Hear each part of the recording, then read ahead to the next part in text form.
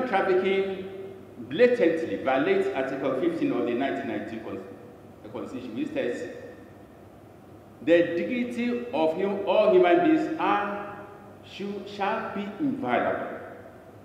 So human trafficking does not only violate this constitutional provision, but also degrades human beings who are the image bearers of God. So if the media are to be effective in this fight, we should move away from fire service or ambulance journalism, which means we talk about human trafficking when it occurs. But we need to sustain the fight. Sustainability is a key element in this fight.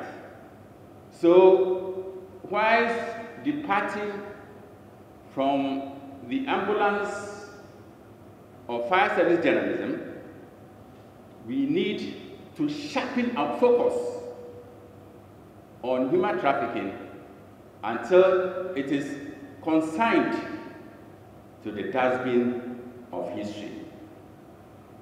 Ghana is a reference point and standard measure when it comes to democracy, when it comes to human rights, when it comes to development in other dimensions.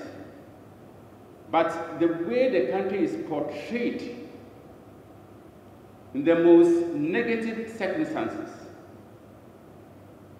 all the shine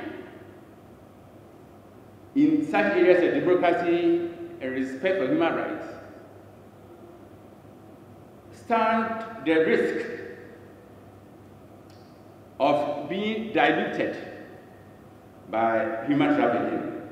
So this is a charge the media need to keep, that this is a winnable war, and for us as a nation to win the fight against human trafficking, the fight should be fought on a sustainable basis. Indeed, it is like feeding a shark. We ought to liken the fight against human trafficking to feeding a shark. And when feeding a shark, you don't stop. Once you stop feeding the shark will eat you up. So, once again, it bears reiteration that the media have a godly, professional, ethical, and moral responsibility not only to intensify the fight against human trafficking, but also to ensure that we win this fight and win it so convincingly. It comes with education, of course. Victory against human trafficking will not be a happenstance.